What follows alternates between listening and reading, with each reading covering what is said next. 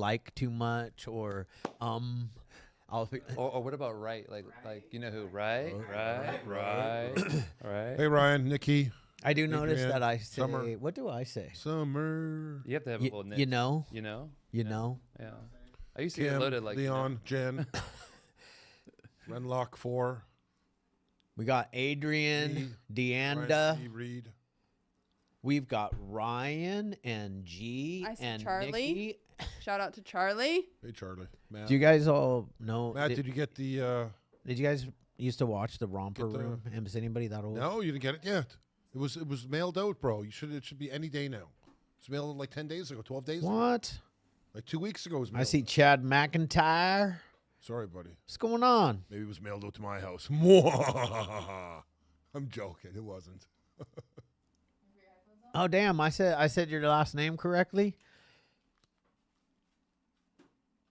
I said Deanda, I think. I don't remember, but I do remember saying it. We got the men's program Adrian here Deanda. tonight. Hana 9.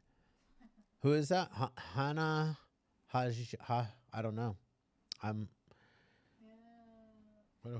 Hi, first time here. Natalie W. Anaconda is first time here. Natalie Anaconda's first time here. All right. Welcome. Welcome, Natalie. And Natalie, we purposely mess up people's last names when we don't know how to say them. So They say purposely, but they just really don't know how to say them. We got your guy working up there, like doing some steel. Oh, work, yeah, it looks that's, like. Look at him. Oh, is that Joe Joe B. Joe B. That's our Joe favorite. B. That's one of our favorites, That's our bro. boy. He's not. Solid. No, bro. You don't- You guys have to understand. He's on a stage right now. He's Yeah. actually a male working. stripper. He's working. He's literally a male stripper, he's working. and he's getting ready to do a show. Wow. Yeah. Joe, Show us what, the 20s, Joe, bro. Joe, Show us the money belt, bro. like show us a Come on, move yeah, or two. Give us the move, Joe. Like, show how you rip the vest off. Yeah. Yeah. Do the pelvic thrust. Come on, baby. Yeah. Let's go. He's making smoking Hey, sexy he's again. dedicated. Yeah. He's dedicated. Yeah, he's a dedicated. You like that one, buddy? You like that one, eh? He likes a shout out. Yeah. Give him a shout out. We love Joe. Yeah, we love him. Oh, shoot. Why is it always like that? All right. Oh, the real Serenity. How do you say that last part? Amor? Amore. I'm not good at this Neither am I. stuff. Reading stuff. That's why I do audiobooks. Chad and Amy. Real Serenity. Hello, Brittany M. All right. The CSC program is in the house. What's up, gentlemen? Yeah, boy. Yeah. Chuck Zamzow. Chuck. Everybody shout out to Chuck Is that dessert? Is that dessert, Zamzow. Chuck? Looks like dessert, like a cake or something. Is Joel in here? I don't see him. No, Joel's not showing up tonight. Oh, he isn't? Yeah. Oh. He sent us a text message. I forgot to tell everybody. Oh, No. thanks for So letting we us didn't- know. Holy smokes. Okay. Oh, look at here. What? Chuck was making fun of me or doing something there. That was good. Chuck, everybody needs to go check out Chuck's story on Yeah. chasing heroin. Yeah. One of our competitive podcasters. Yeah. Chuck spoke on her podcast? Yeah. Oh, my God, amazing. I'm going to check it out, Chuck. Yeah. I can't wait. All right. All right. Is it time It is. to get this party started? Time has come. 34 days clean. What's up, Zamzow? Brittany M. To everyone. Yeah, Brittany, 34 days. Nice. Let's go. Oh, for you. damn. 332 days, In a row? Lorena. Yeah, Lorena. Is that in a row? Yeah, Nice. that's really good. That's what I always used to say. In a row. Yeah, we mentioned Yeah, we did, we Megan. mentioned everybody on We're looking- Instagram. That's how we Especially on Recover Out Loud That's nights. Yeah. every Tuesday night we mention every single one of our followers. Megan, you're in the right spot. Yep. Yeah. So we Stay and appreciate. That's how we get you Ooh, to show up. Natalie W281. Nice. And 113. she's the one that Ron. Natalie's her Yeah. first time in tonight's meeting, right? Yeah. Steak with rice. That's nice. That's good food there, Chuck. Good for you. Good. All right. Well, Yeah. 81 days. Yeah. Von Lewis. I got that one right. Yeah, you did. Von Lewis, Megan Ford. All right, guys. Nice. Welcome to the Tuesday night Recover Out Loud meeting. Mm-hmm. Remember, y'all, this is a movement, not a program. Y'all. Y'all. What was like? Where'd that come from? I don't know. I don't Get it know. I've known you together. for like how many years? I've never heard you say y'all. I don't know. It just came Just out. Cowboy came out there. Yeah. It's All the right. Texas. All right. Just Probably check. because we were talking. I'm from New Just Orleans. checking in. Yep. I live in Checking Texas in. now. Well, Make- So just remember to do what you do on a regular basis to stay sober, Mhm. please, because Yeah. just coming to this meeting alone, not sure Yeah, that be that's going to very- be sufficient. sufficient. We're that extra. Now we're like Cherry. the icing on the cake. Cherry on top. You know, you need all that other stuff though to be able to hold the icing. Mm-hmm. So continue to doing that. The one thing I always like to remind people is that the Hopeaholics podcast was started from a tragedy. I lost my son-in-law on 9/11 of 2022 to the fentanyl crisis. You know, and we started this podcast to bring awareness and be the voice for the people that have lost their lives and offer hope to, you know, people that are suffering. Because we do recover, man. We do recover. And you're going to hear a story tonight of living proof that we can do this thing and we can change our lives. So, man, Yeah. Shane, you want to go Ross. ahead and... Yeah, of course I do. You're darn right I do, brother. Good. Yes, I do. Ross, welcome, man, to the Tuesday night Recover Out Loud meeting of the Hopeaholics. Thank you for You got having 20 minutes to share your experience, strength, and hope, and anything else you want to give us, brother. me. All right. Yeah, thank man. You. Thank you. I appreciate y'all having me. I'm Ross. I have a sobriety day of 8/13/21, and man, for that, God gets all the credit. When I heard a panel come in, a treatment center that I was at, and I heard a man share, and he said, God gets all the credit. For some reason, that used to strike a nerve in me.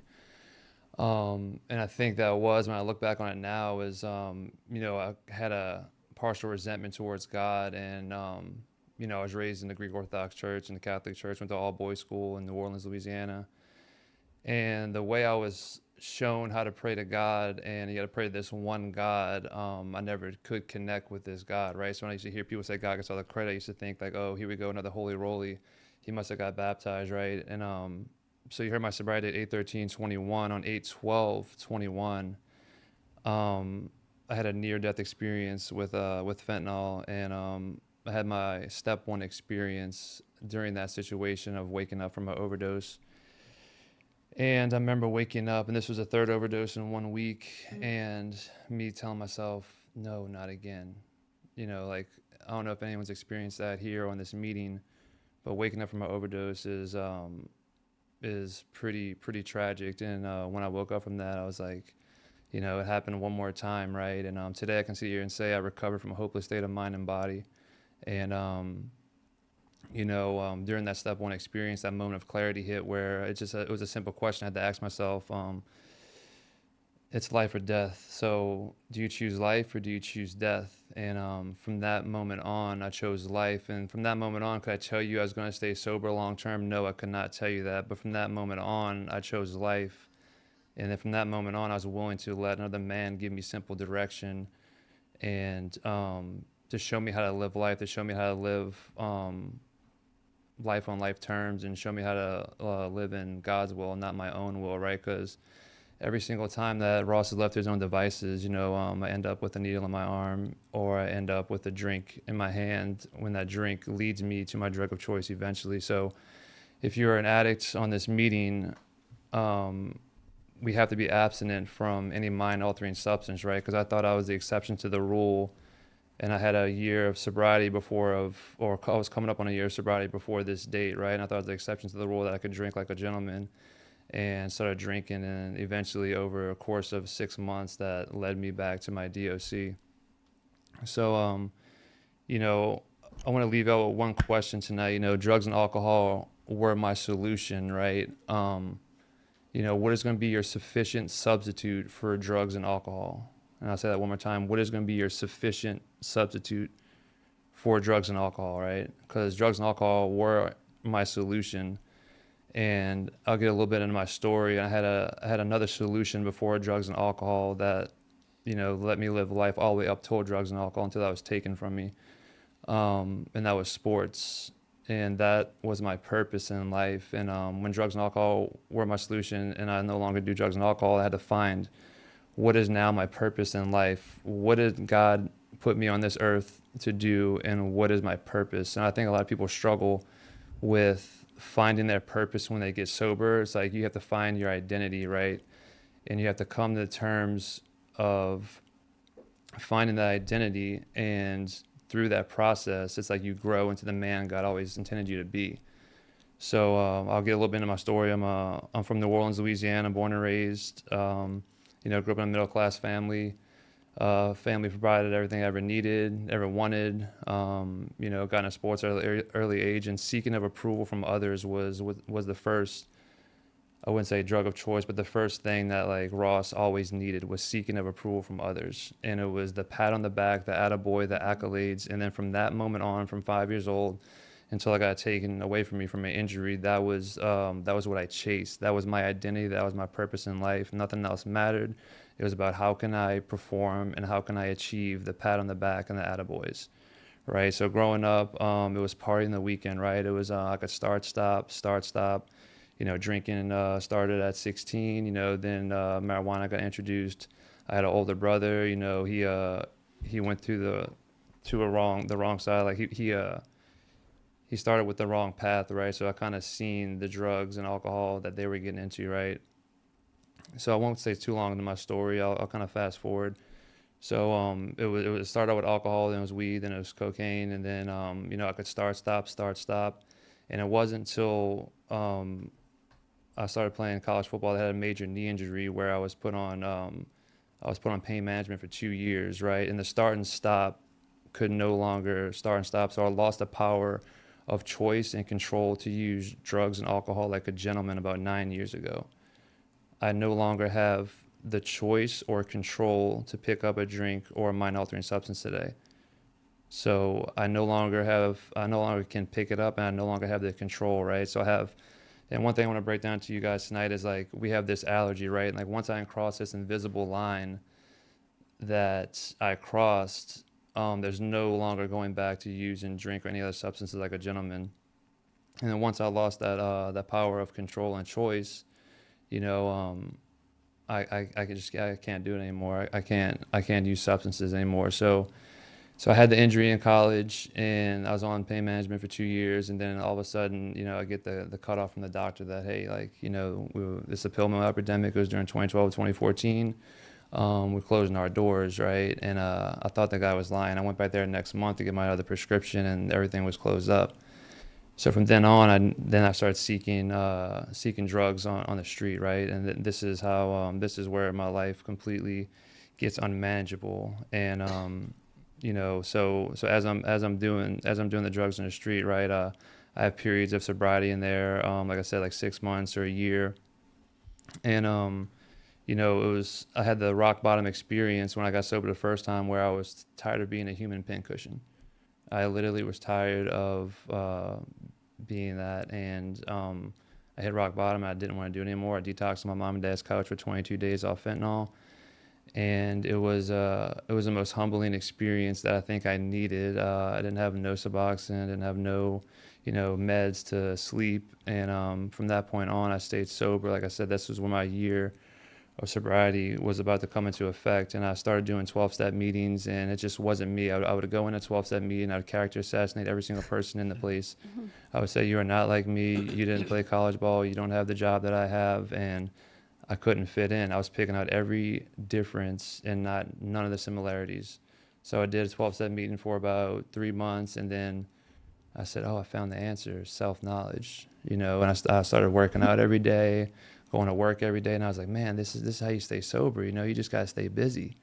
And I stayed busy, right? And self-knowledge avails us nothing, right? So about 9 months into that, started dating a girl, right? Always the kryptonite. And she's in college, she's drinking, she's taking her Adderall.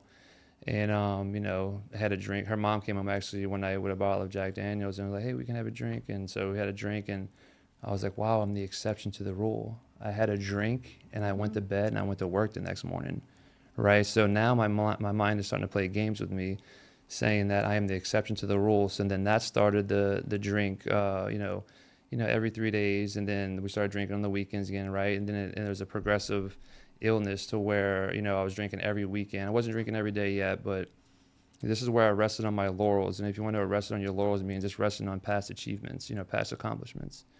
So I get a tooth pulled, right, and go to the doctor and tell him I'm in recovery. And he gives the, basically I go up to the front desk and I get my, prescription for antibiotics, get in the car, right, set it on the seat, look over, it's antibiotics and Percocet 7.5s. And my mind's telling me, right, so now I'm resting on my laurels. My mind's telling me that, hey, like, you're in pain, you can take this medicine, right? But I don't have the solution yet. I don't have the solution. Like today, if I break my leg, like I get pain medicine, I'm pretty sure I can manage it with a sponsor and whatnot. Sponsor can hold the medicine, whatever it takes, right? So I get the medicine, I go get it filled, and right when I took that pain pill, the phenomenon of craving set off. And it was like the first time I ever got loaded was that moment, right? Because I've been sober for almost a year, and I was like, oh my God, this is what it feels like. And then next thing you know, I'm buying Fetty within, the next 3 weeks, and so this goes on, right? So haven't been in treatment yet, was trying to do it on my own, and came out to work 6 months later that I had a problem. They let me take a leave of absence, got sober, started doing a 12-step program. Everything was working. I'm like, oh my God, this is it. So when I started doing this 12-step program, I didn't surrender to the fact that I needed a higher power, a God of my own understanding, right? So when I was doing this 12-step program, I didn't find spirituality, I didn't find God, and I was hanging around with the same people, places, things, and next thing you know, I get loaded one more time. And this time it wasn't progressive. It was like I did fentanyl and overdose, and this is where my 3 overdoses in 1 week comes into play that I was telling you when the meeting first started. And I remember my sponsor coming to pick me up in New Orleans, and I just woke up from my overdose. He got there like an hour later. He's like, get your stuff, we're going to a meeting.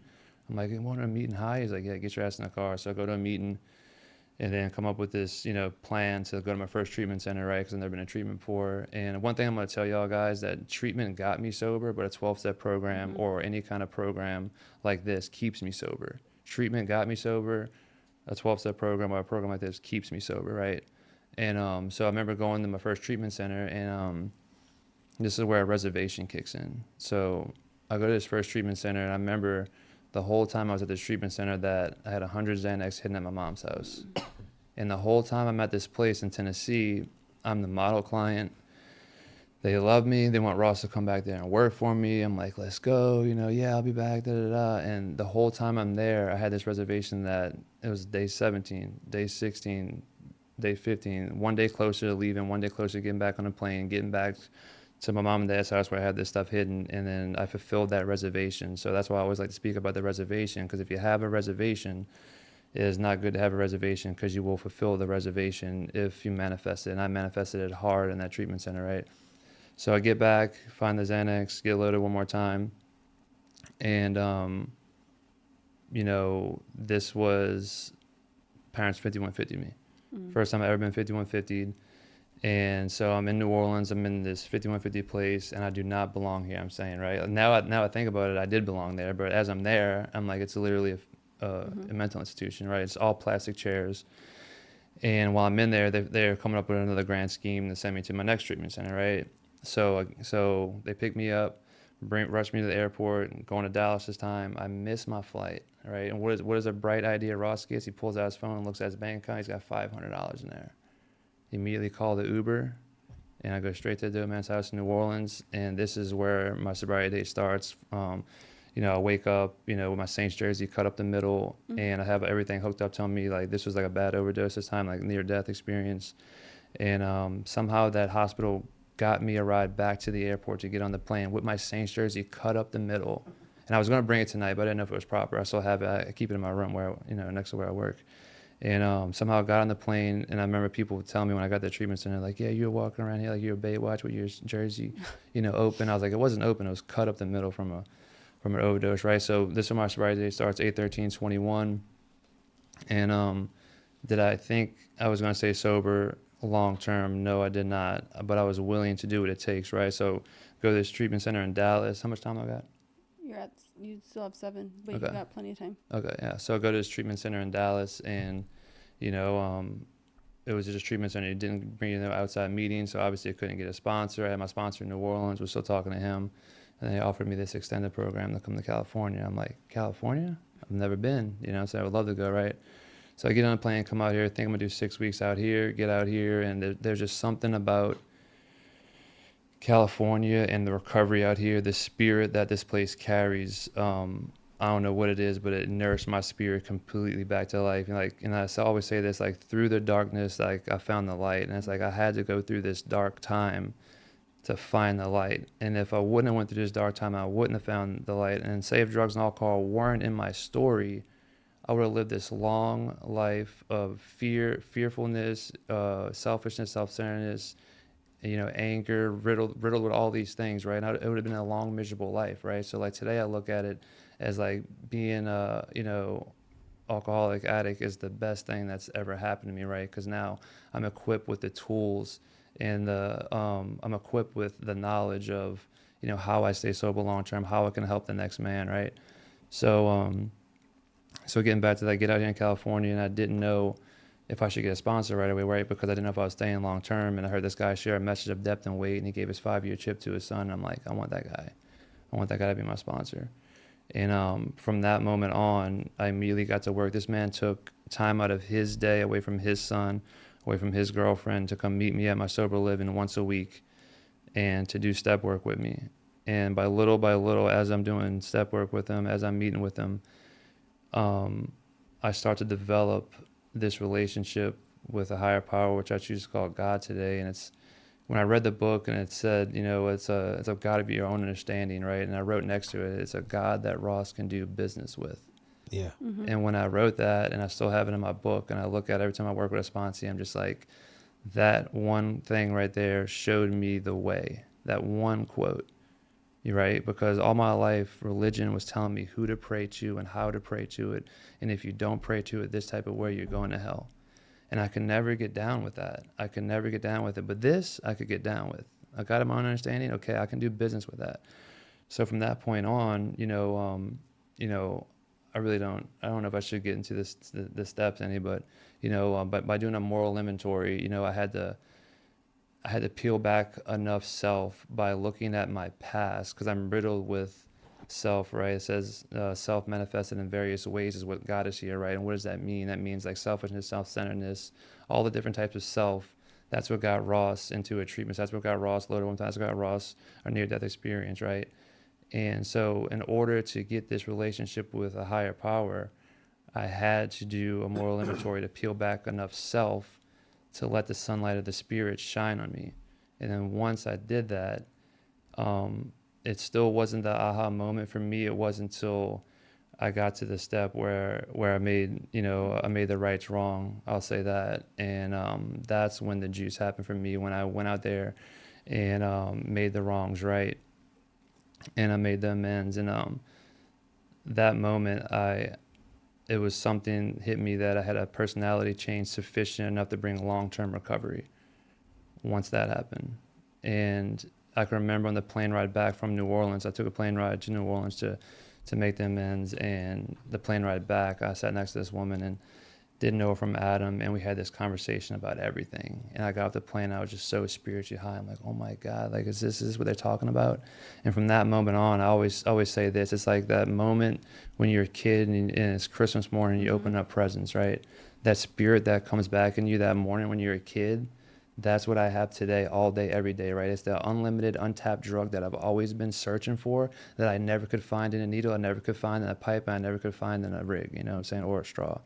I never could find that, but I found it. I found the solution of life. And I don't even want to say I found a solution to recovery, because I did that too, but like of how to live life happy, joyous, and free. I found that. And like when I found that, I'm like, wow, I'm like, this is what they talk about, right? And I can talk about this till I'm blue in the face, people. And you have to have your own experience with recovery. You have to have your own experience with what I'm talking about. I can tell you how good it feels. I can tell you, the blessings that sobriety has given me over the course of a little over 3 years that I have sober. But you have to have your own experience with it, right? And my sponsor tells me, it's like, if I'm not having an experience with this thing, it's not going to be attainable, right? I have to be having an experience with recovery, right? I have to find joy, and I have to find the fun things of doing it. And if I'm not having an experience with it, then it's not going to attain, right? So my sponsor has me pray every morning, like, God, keep me interested in you, keep me interested in my 12-step program that I do, and then keep me interested in my fellows, right? Because I can quickly lose interest in in those three things quickly. The longer I stay sober, right, like you get the house back, you get the girl, you get the car, you know. And then in the book it talks about that worldly clamors, right, like something that distracts Ross from God, right? And those worldly clamors hit, and I don't even know them, you know what I'm saying? And I'm in a, like, people that, if y'all are in treatment, like, it's very easy to stay sober in treatment and follow direction because you're in a confined space, right?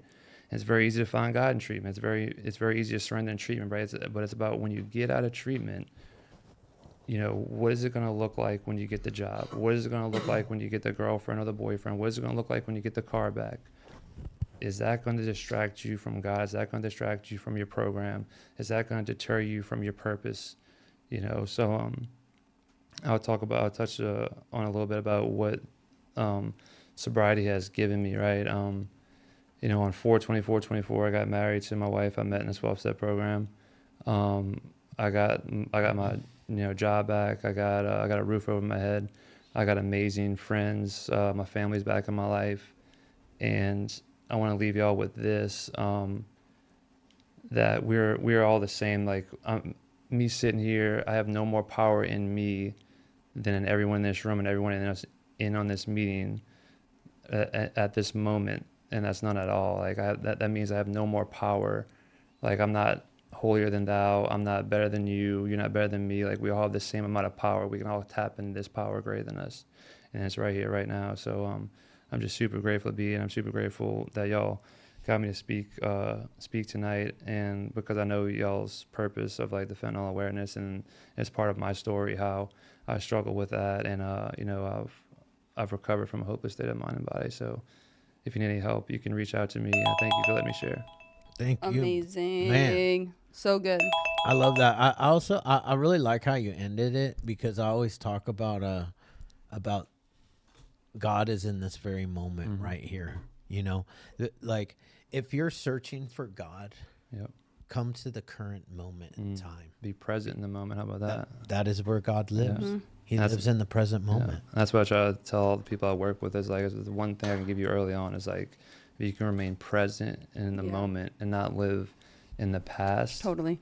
about all the bad things you've done, or not live in the future about the job you need to get, the girl you need to get, the car you need to get. The money you need to make. Exactly. Yeah. That takes you away from being present. And then next thing you know, you're stuck in self. Next thing you know, when you're stuck in self, what happens, right?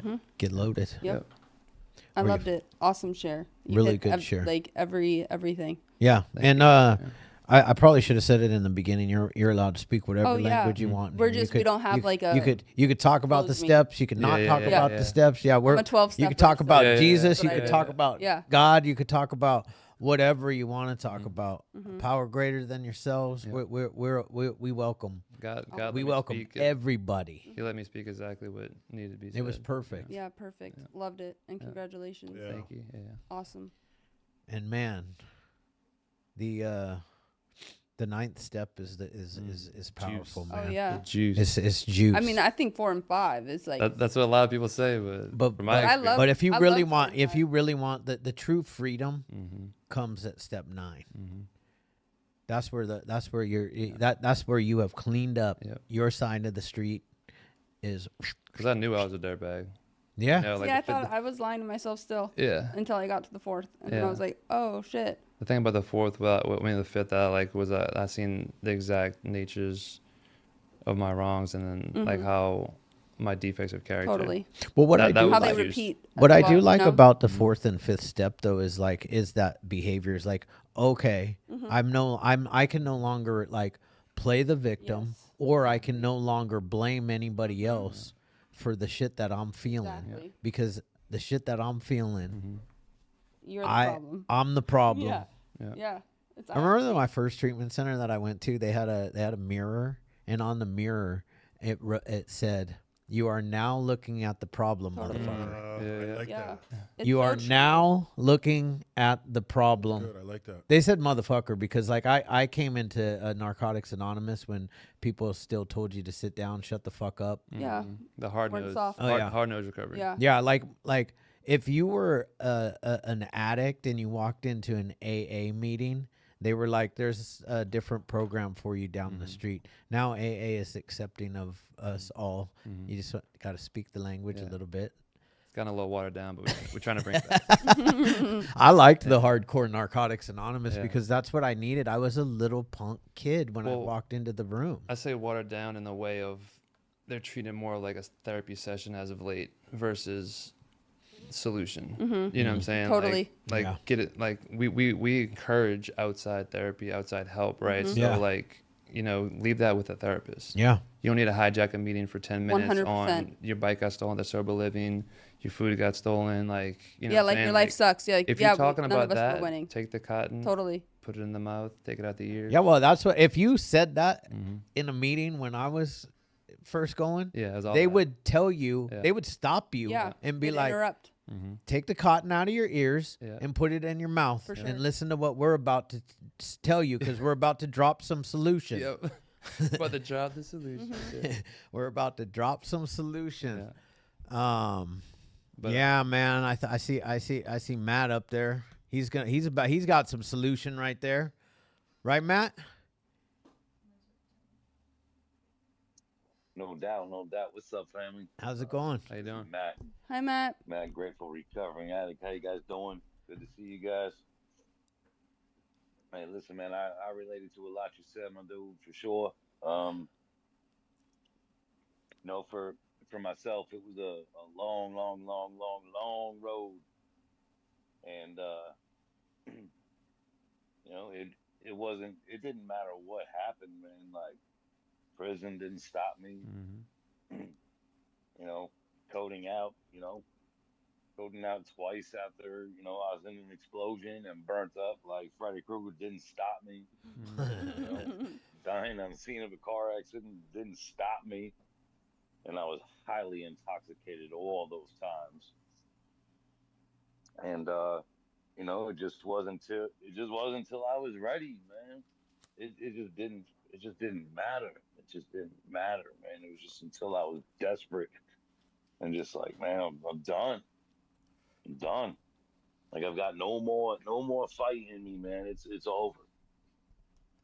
And you know, I'm thankful today, man. You know, treatment kept me away from the bullshit long enough to help me get my mind where I needed to get it. And you know, putting myself around enough recovery these past 2.5, getting closer to 3 years now, you know, has definitely helped keep me there. And it's just about staying on the right path all the time, you know. And if I continue to worry about Matt's problems and what's going on around me, I'm gonna fall off. You know, I'm gonna definitely fall off. I just got to continue to, you know, work on what's been working. And I've noticed over the past couple of weeks, like I've been at work and I started doing, even in my own mind, and sometimes unfortunately out loud, I've been starting to complain a little bit more. And the other day was my birthday, and something happened. It's just more personal, so I'm just gonna keep it to myself. Something happened, and I came home that night, and I just sat here by myself. Like I sat here with the TV off, and just sat here and thought about, you know, why am I so angry, man? When even though I've been clean the past 2.5 years, I played a big part in the way things go today for 28 straight years. And you know, just point being is just know that keep doing you, man, and just focus on what's good, focus on what works, and everything's gonna be all right, man. Love you guys. Thanks, Matt. Thanks, Matt. Sure, Love man. you too. Nikki, who's that little cutie pie with you? Look at that little cutie pie that's with Nikki. Yeah.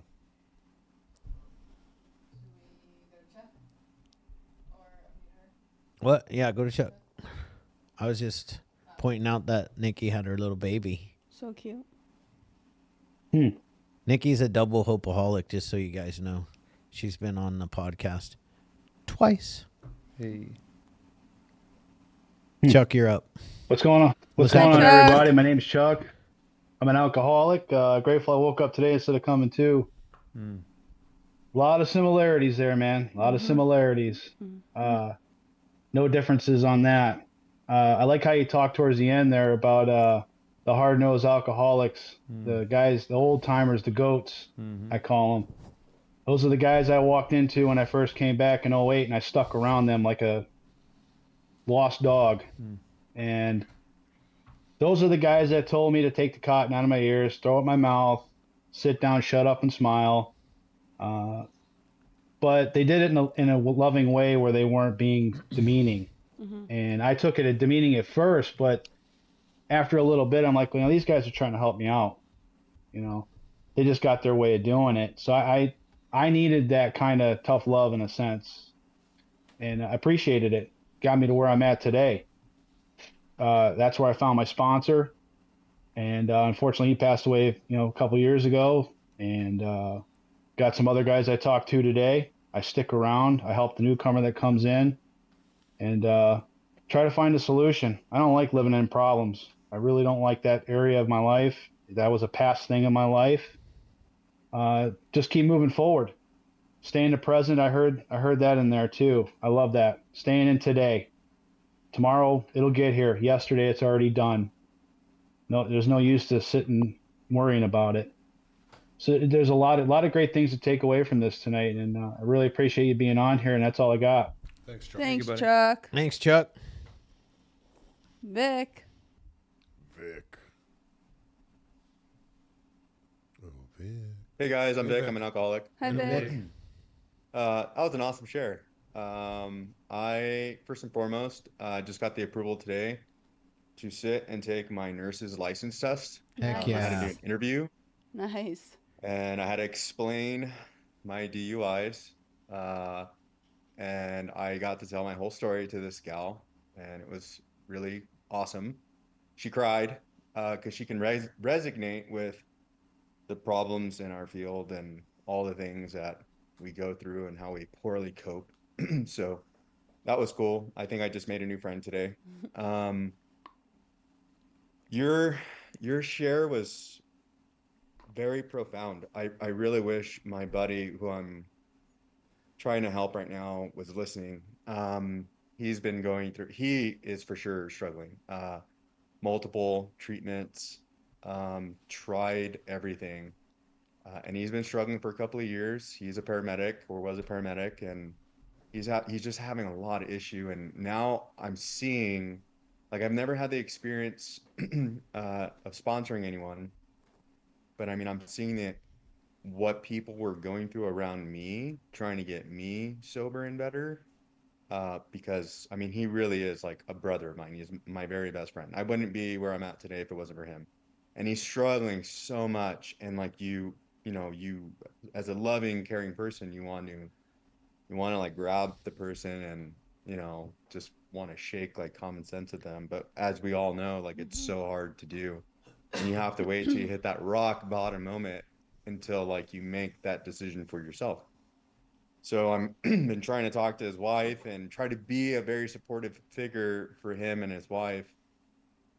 And like today we had a conversation and I was asking him questions, and he's just doing the typical wanting to like avoid trauma and avoid topics, hoping that like if you ignore that fungus in the corner, it's going to go away on its own, when in reality it's just going to grow out of control.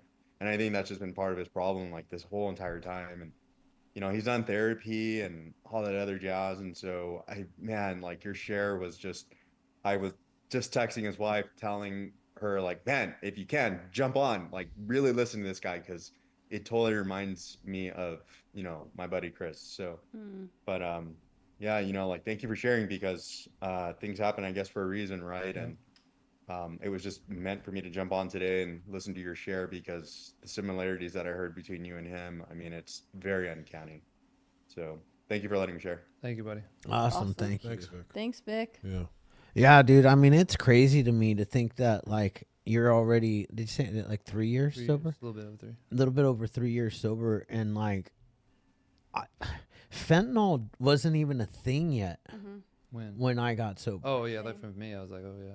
Like it hadn't. It was like it hadn't. I would be dead. For Yeah. sure. So it started out with heroin, right, and then it kept getting stronger. And obviously, I'm not taking a drug test. Yeah. Right. Next thing I was getting powdery. I'm like, this doesn't even look like dope no more, but it's getting me loaded. Yeah. The effects produced by it wasn't sufficient enough for Yeah. me to keep doing it, right? Because I like to get loaded. Yeah. You know what I'm saying? Like, and so it affected me the way I needed it to. And next thing you know, I went to treatment, you know, or overdose those times, and they took my blood and they were like, yeah, you're doing fentanyl. You know, and I was just like, what? I mean, it's crazy because nowadays we have people that come into treatment, especially it seems to be people up in the Northeast, like Minnesota. They'll come into treatment as a full-blown meth addict. Yeah. So they think. And they got fentanyl And- in their system. Yep. Crazy. Yeah.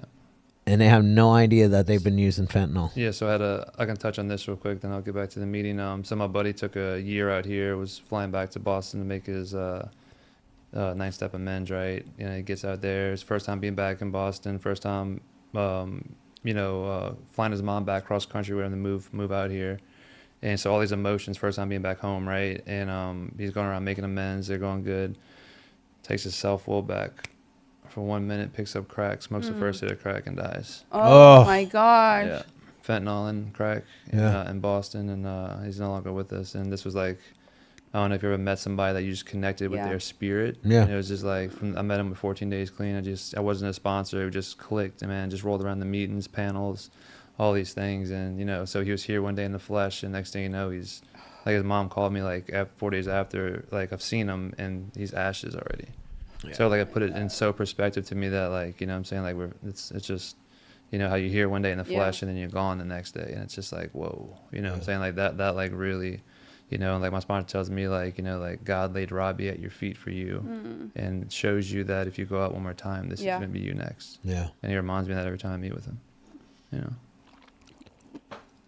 Oh my God. Who do we got up there? Kristen? Coach Kristen. Is that Coach Kristen? Mm-hmm. What's poppin'? What's poppin'? Hey, I'm Kristen, alcoholic. Hi, Kristen. Hey, I just want to say I'm so thankful that this meeting's tonight. First off, thanks for your share. That was hella dope. I appreciate it. I got on a few minutes after you started sharing. Had a client call.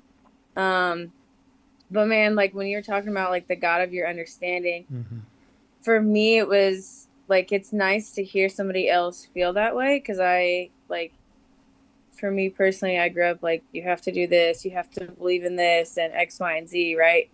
And then now that I've sober, I found like how I want to pursue like this relationship with Jesus, God, whatever it's okay to say on here. It's all But okay. it's All of like it. nice. It's nice to actually like see that and make that change for myself and like put me first. And I will say, I don't know, it's been such a nice and refreshing thing that like I can actually put myself first now. It's actually pretty cool to be like, okay, I can put myself first, not just others like 5 million times out of the day. Like I can actually work on me, right? And work through like the steps and stuff and figure out like, okay, this God made me. Okay, maybe I did fuck up a lot. Like maybe I do need to make some amends, you know?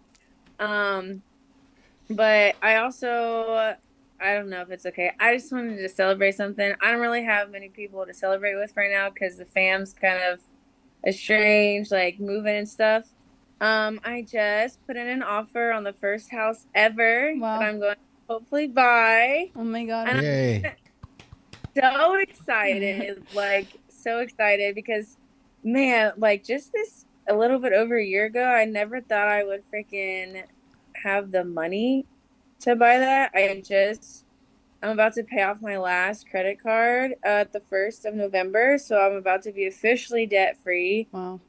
I just got a freaking sponsorship from Kane's Shoes to be one of their athletes. Amazing. And they're sponsoring me like $1,500 just to go to this pageant next weekend, this showcase. out there in Cali. Hey, Nice. Shane said Yeah. we're gonna be there. That's what he said. Let's go. Where is it? Let's do Where it. in Cali? She's It's in in Oceanside. Oceanside, right down the Oh street. shit. Yeah, we can show up. Yeah. We'll be Yo, there. yo, Send us. Send us the dates. Yeah, send us the dates. She already did a couple times, Shane, and you Okay. fucking Dang. bro, Yeah. dude. Hey, what's the day next weekend? No, Oh, yeah, like- the second. November I'm 2nd. looking right Shane, now. way to sorry. go. Your time's up, but I'm gonna keep talking to you for a second because Yeah, November 2nd. Everyone's Shane's a free. mess. because Shane's a mess. November 2nd, everyone's free. I'm looking right now. I do recall you asking on a DM about makeup and hair. Oh yeah. I'm not sure that I know I anybody, can shoot you some though, but I think Natalie might be able to shoot you some. for sure. Yeah, I would super appreciate that. I could send my barber down. He's I mean, I appreciate that, but I think Natalie may. Yeah, I got you. I love I got you. he trims my beard. He's No. pretty good. What? Okay. immediately no. Yeah, thanks. I appreciate you though. I appreciate it, but yeah, I would super appreciate any and all of the people. Yeah, we're that- coming down. I forgot. Like I'm gonna have to cancel a speaking engagement that I have, and we're gonna come down. My it's only like a 3-minute speaking engagement, so I'm just gonna be like, I'm sorry, we can't go. I mean, We I- we had already agreed to this one, so Okay. Let's say no. I mean, I feel bad. I mean, you can. no, we're coming. We already said we were coming. Well, I have no idea because nobody tells me things. I know we All just of a sudden put it in my calendar and I'm supposed to. Be yeah, there, it's a so- Saturday, so Well, it's gonna be great. You're gonna love it. I'm doing like a whole thing about like sobriety and mental health and stuff. So Dope. Nice. Love it. Yes. Can I say something real quick? So Yep. the first guy that shared, I hope he's still on here. He had me thinking. I usually say this in my shares, but only at 20 minutes. How he has over 2 years and he's feeling a little miserable or the thoughts or whatever. And like whenever I feel like that, I always go back to like what is my morning routine look like? You know what I'm saying? Like so I have like For a dialed sure. in morning routine where it's like prayer, meditation, So true. gratitude. Right. So like when self starts to creep back in, I feel those same feelings. Totally. Right, and then you gotta watch that it doesn't take over for days turns into weeks, and then weeks turns into months. Next thing you know, I've been living in self for a month, and then like we said earlier, what happens when you do self? You get loaded, right? So like always go back to your fundamentals, like back to the basics. My sponsor tells me like you never have to go back to the basics if I don't leave the basics, right? So it's like the basis of my program is that daily reprieve is every morning, which is like the postponement of death, which is reprieve means. yeah. So true, and so on point. Yeah. Yeah, and I like to whenever somebody says the daily reprieve, right? I like to go on. You know, there's so many doctors and all these crazy people doing studies about us addicts, right? Do any of them ever come to any of us that are clean and say, "Hey, what is really wrong with you guys?" And it's a simple answer, man. It is a simple answer. We have a spiritual problem. Exactly. We have a spiritual Thank you. malady. Yeah. Thank you. It is not anything other than that. We are just supposed to be godly people. And when we don't have God, we have a hole that's this big. Trying to And we try to shove everything else inside of there. And as soon as we figure that part out, and that's why I liked, for me, Narcotics Anonymous so much. And I liked what you said about like finding a God of your understanding. Like I had to find a God that I could do business with, which, you know, later on down the road, I realized this was the same God that I've always been praying to. It morphs over time. You know, but like It always they does. scared me into believing that the God that I was praying to when I was a child was really judgmental and you know all these other things, which I which is just silly. not true at all in any way, shape, or form. But yeah, man. It's not really a brain problem. It does become a brain problem when we activate those parts of our brain. We shut down certain parts of our brain when we put that amount of substance on it, whatever it is. And then we start to live in our primitive part of our brain. But you get out of that and you find God and you clean up. You know, trust God, clean help others. Yeah, just- Trust God. I think doctors clean have house. a hard time with it because it's I guess, diagnosed because of, it's you not can't- science. Well, and it's it's a- spiritual. Well, it's a twofold disease, so it's a mental obsession and a physical allergy. How do you prove that? It's very difficult. So it's like I always say, like, it's mind, body, and soul, but it's very difficult to see that through an X-ray unless you have if you're going through cirrhosis, and by that time you've already put your body through like misery. So it's like the spiritual malady plus the mental obsession and the physical allergy. So it's hard to like tangibly get someone to grasp that. You know. And then like we're spiritual beings having a human experience right now. When I heard that, I was just like, man, like that's like so true, right? Because we're finite beings, and it's like, you know, once I heard that we're spiritual beings having this human experience, and it's like this is all temporary.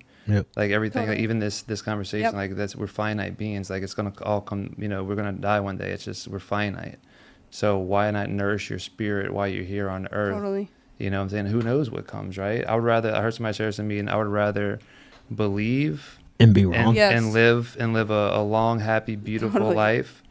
And when I get to my deathbed, be like, oh, well, there is nothing after, versus not believing, not nourishing my spirit, get to my deathbed and be like, oh, by the way, there is whatever happens after, right? Then you're like, but you didn't nourish your spirit, right? So then you got to relive life. Because I read these books, like I don't want to do Fox. that. Have you ever Emmett Fox? Like, I don't want to do So that. good. I don't want to do the. So I don't want to do good. the reliving this one. until you achieve the spirit. Exactly. Yeah, it's like We can get deep into it if y'all want. Y'all want to get deep? we can, but we got two more hands up, and one of Okay. them's Joe B, and we got Kim up next.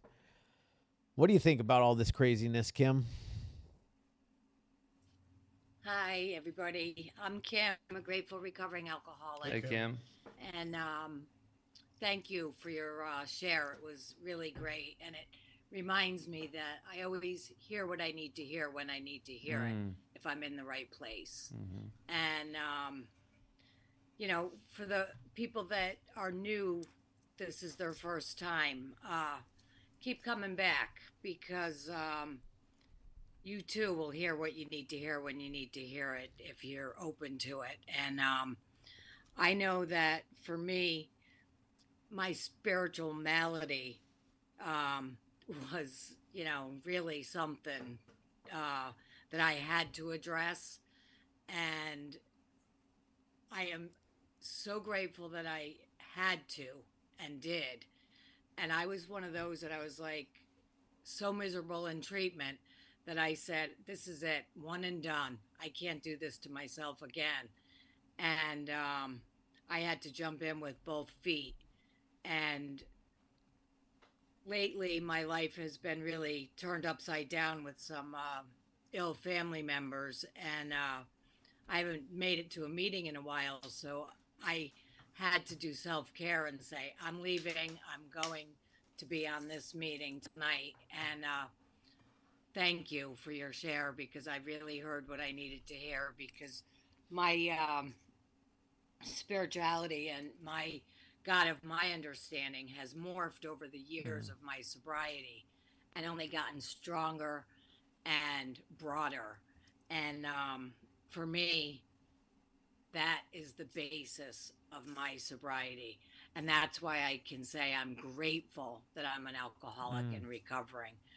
And in recovery, because if I wasn't an alcoholic, I wouldn't have the skills to live my life that I have now and get through the hell of life that can sometimes come upon us even when we're sober.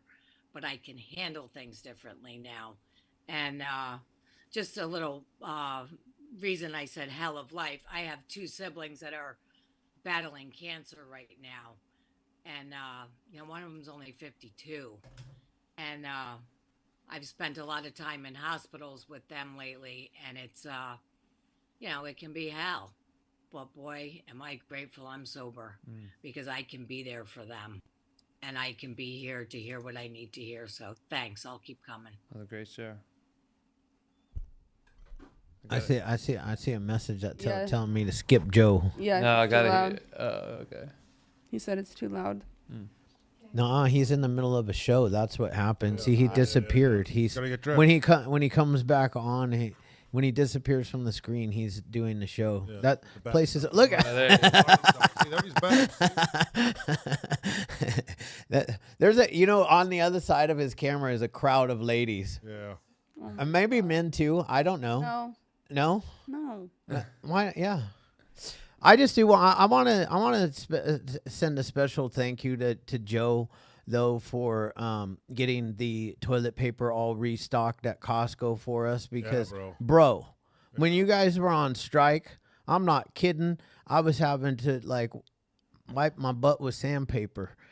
No, it's probably inappropriate, but it is what it is, right? It is what it is. All right, Martin, you're Like, jeez Louise. You've been gone a while. Yeah. We're out of control. Out of control. I think you're on mute. Oh, there. Martin, how you doing, buddy? Good. How are you? Doing well. Well, thank you for letting me be here tonight. A lot of what people have been sharing resonates with me. Even though I'm not battling addiction, I'm going through mental health, anxiety, childhood trauma, and this week has just been a rough week because my world came crashing down because I lost my grandpa, and so we had the funeral last Wednesday, and I felt every emotion imaginable. And for me, it's just like, I've got to stay focused and just, try and get better myself, just try and get through all this and, his death on top of it, and I made a promise to him before he died that I would get better for myself, and so that's why I'm here. I'm just showing up for myself, trying to get better and keeping that promise to him, Thank you, buddy. Glad you're here. Glad you're here, Martin. Yeah, Thank you. Thanks, brother. Yeah, so I'll get a quick little story. So with the mental health, I had a guy come up to me. He's like, I'm not an alcoholic, so like I don't need to work the steps. And I'm like the steps is a design for living, right? Mm-hmm. And I was like just replace alcohol with your thoughts. Totally. You know what I'm saying? Then replace, continue to carry the message of alcoholics with continue to carry a message with other people with mental health issues. Mm-hmm. And it's like a design for living that works in that way. And it's like, what I'm saying, that it's just the drugs and alcohol were but a symptom. Mm-hmm. It was a 1% of my recovery. Detox was a 1% Totally. of me getting better. And I thought that was it. Once I got through detox, that like I was cured. It's like, and no. No. Yeah, like you have to literally have a whole overhauling of yourself. So I always say that. I always say like the 12 steps are really useful for everyone. Mm-hmm. All right, who's up next? Jesse. Hey, what's up, guys? Hi, Jesse. Hey, Jesse. Thanks for the meeting. I'm a addict that identifies as an alcoholic. Mm-hmm. Nice. And, it's a little joke I like to say in AA meetings. Yeah, I related a lot to your story. My drug of choice was heroin. And I thought I was the exception. I thought I could drink. Mm-hmm. I caught myself drinking, like having very unhealthy drinking habits. And I realized that no one else was obsessing over it like me. And obsessing over trying to control when I could drink to make sure I didn't become an alcoholic. But it happened. And I found out that I came to the realization that, the problem isn't the drink or the drug. It's what's up here. It's what's in between my ears, as Chad likes to say. Mm-hmm. And when I realized that is when I really took the steps serious. And for me personally, 4 and 5 were just amazing. I had a spiritual experience. It wasn't right away, but I've noticed little things getting better and better and little changes in my life. And I'm able to take a step back because of recovery and look at it and realize like I'm happier. And I'm not happy all the time, but when I'm mad, I don't react the same way. And things have just gotten a lot better since then. And I find myself working the steps, saying the 3rd step prayer a lot more, and got to 6 and 7, and now I'm at 8, making the list, and about to start making amends. So it's been snowballing in the best way possible. And the question you asked at the beginning, it really had me thinking. Something like, what is my personal? Your sufficient substitute for drugs and alcohol. Yeah. And it really got me thinking. And I don't think there's one really good answer. I think it's a mix of a lot of things. 100%. And I keep them there so that, I love going to the gym. Mm-hmm. I go to the gym every morning, and that's one of them. Mm-hmm. But if I can't make it to the gym, I try to talk to someone else in recovery, and I work my program, and I go to meetings, and I have just this list that I go down of things that help keep me spiritually fit.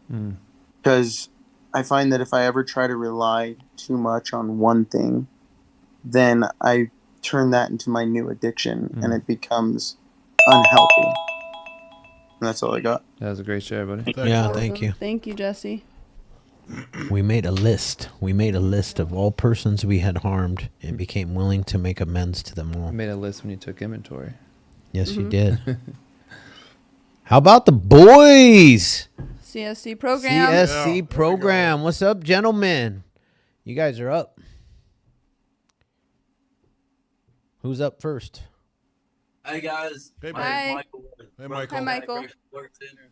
And we just want to say thank you very much. On Mondays, we do watch your podcast, and I wish that other, correctional facilities would be able to join this on live or at least watch your guys' podcast. It's a lot of helpful information and a lot of touch and heartfelt stories. And it helps out a lot, guys. Nice. Remember, laugh, man, it's contagious. We love you guys. Thank you very much. Oh, damn. Thank you, Thanks, guys. Appreciate it, man. We love you guys. Thank you so much. Yeah, You guys coming. You tuning in. guys are blessed right now Yeah. with what you got going on there, and to be able to join the Recover Out Loud meeting and watch the podcast, and we're truly honored. Yeah. That You let we're us in there. Yeah. Yeah, it's huge. For sure. It's cool, man. We're waiting for the invite so that we yeah. could come down and speak to you 100% guys in person. That'd be awesome. We'll be there.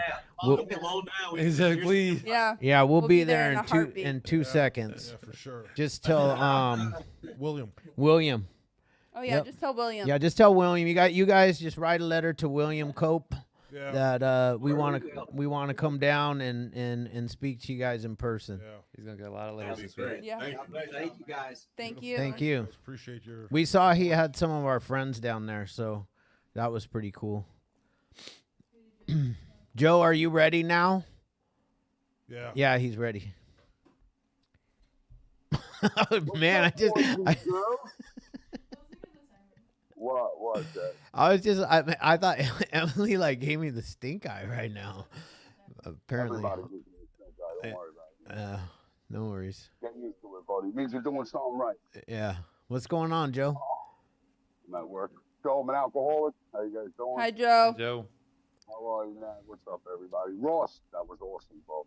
Thank you, I brother. identify with a lot of that. I love when people discuss recovery and spirituality as opposed to just listing their crimes. You know, that was good. I identified in the beginning, especially just needing a pat on the back and just a constant approval. I don't know why it was like that, but it led me to become this huge people pleaser.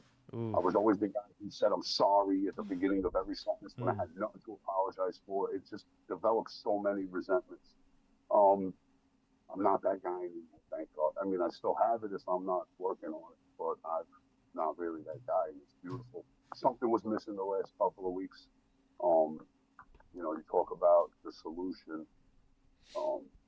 It didn't matter what substance I was taking. I was always the problem, right? And what was missing was helping someone else. I reached out to people, but I couldn't really get them. So a friend of mine called me, asked me to start going through the steps with somebody who had double the time as me. She's got 3.5 years sober, and he's miserable. So that's how I know. Don't drink, go to meetings. That could work. For me, it didn't work. The real miracles in the step work. 100%, that's when everything shifts. I personally think everyone should be doing steps once every 10 years by law, like renewing it by law. By law. Agree. If I was president, Agree. that's the first thing I put into law. But I'm doing steps with this kid, and you mentioned by the grace of God early on, and I was the same way you were. Like, oh, here we go. Here's another one talking about God, right? And I didn't understand what you meant. Even now, as people ask me how'd you do it, and I believe in God. I understand He helped me, but I can't. I just would never say through the grace of God, right? Until I started doing steps with this kid, because I was very I'm my harshest critic. How am I going to help this kid? How am I going to do it? And believe it or not, it's like like a Marine. You remember your training. Everything that was taught to me, everything that worked, I had that response to him. Like yesterday, he sent me his inventory. He's like, I had a very negative day, and I read it. And I'm like, bro, we have negative days because we're the ones who create the negativity. I said, I didn't hear you write one thing you're grateful for. So here's what I want you to do. Write a gratitude list right now. And all the stuff he wrote, I was like, you're forgetting a bed. You're forgetting a roof over your head, food, a job, electricity, both your parents. I said, there's 100 things you could write right now that'll shift your perspective. And I was never that guy, but I learned. And through the grace of God, I was able to get sober and help someone else, because that's step 12, and that's what was missing. I'm glad I had the opportunity to do that. I hope I can continue to do that, because when you're able to help someone else, that's where the reward is. It's not about anything else. It's about helping other people, man. I'm grateful I had the opportunity to do that. Great share, bro. Thank you, brother. Really, really good share. Thank you very much. And Shane, Chad, I am not a stripper. I don't know why. I know. I don't know why they want to play you like that. I don't know. You can't even dance. Tell us. I'm a very good dancer. Well, so you're a dancer. Now we're getting to the truth. Now we're getting to you do dance. I'm a very good dancer. So you're a very good dancer. We'll touch more on this later. I just have a hard time believing it, Joe. Yeah. Nobody just wears construction outfits at 9 o'clock. Yeah, at 9 o'clock at night. I'm gonna go with all handsome like that Nice with white their teeth, camera, all tanned up. Yep, we know. Yeah, bro. And you disappear off the camera every Not once in a fooling us, while, man. so I'm You're like, not fooling us. I know that there's a show going on. Yeah, we're missing out, bro. We're It's missing out. fine. When we come down, you show us around. Joe B. Don't listen to him. We love you, buddy. We love you. Love you too, yeah, guys. man. Thank you. Thanks, Joe. I think Joe's very first time he came on the meeting, literally he was in a construction outfit. Yeah. I was like, I look at it like that's super savage and gangster. He's at work chiming in for a meeting. I'm like, you're fucking want to dope. hear from him the whole dope. time. Yeah. And the two things that I got out of his share was like the get tos I have today, right? Like I no longer have to do anything, right? Like yeah. You know what I'm saying? Like 100%. God pulled me from the depths of, hell, right? And it's like I get to do these things. I get to come on the podcast and speak. I get to share my experience, strength, and hope. Totally. And then one major thing he touched on, when my program was only 75% complete, when I, worked all 11 steps, and I got to step 12, and it wasn't until I took another man through the 12 steps was when, like, that feeling you get, like he's just talking about, man, like I realize what my purpose is, and like that spirit comes back even more, when I see the light come back on someone's eyes, you know what I'm saying? Like the guy I brought with me tonight, Felix, I met this man at a homeless shelter, right? And I go do a panel here, and after the panel, he comes to me. He's in his wheelchair. Both of his legs are shattered, and he's like, will you sponsor me? And I was like, yeah. I started meeting with him every week, and then now look at him. I mean, like, dude, look I've at met this him guy. before. Tonight he walked in. I reintroduced myself because I didn't. Look at recognize this guy, right? Like from a homeless shelter, he's been homeless for years. Amazing. And like, absolutely incredible. like wow. Like that's. Mm-hmm. That's the miracles. Hell yeah. That's the promises right there. We got Bring us on home. the real Serenity Amor. Yes, girl. Oh my gosh. Hi, family. How are you guys? We're amazing. Fantastic. I love you guys. I relate to all of you, seriously. Shane, Chad, Nat. I have so much love for you guys. I want to first say I'm so grateful for you guys just for keeping this hope alive, like I always tell you. This support that you guys are doing, getting out there, shaking hands, kissing babies. I mean, it's honestly the best thing. I love this. And so tonight with these shares, Ross, amazing. Super proud of you. Thank you for sharing, being so open and honest. Obviously spiritual. I love that because like we said, it's different for everybody. What I love is that I can say, you know, I have a spiritual team and they coexist to just make me the best version that I am. And that's God. It's the universe. It's my angel guides. It's my spirit guides. It's my ancestors. It's all of it. And every day it is waking up, having that prayer, that meditation. It sets the tone. I came from a family that was very faith-based, and it was more geared towards religion. And as I grew older, I understand that it's personal. It's a relationship. And that's different for everybody. So it's just understanding, like you said, that higher power, whatever that is for you, knowing that you use that in these days where you might be feeling a little low or you need that extra little nudge. It's encouraging to know that we can look to that and know that it's not our power, but it's somebody else's. And my story is pretty epic. I know I probably can't do it in like the 2 minutes that I have left, but I literally picked up my first hard drug at 36, and it was because I had lost both my parents. And I'm an only child. So for me, it hit hard. And I'm a total daddy's girl. My dad had dementia. I took care of him for 5 years.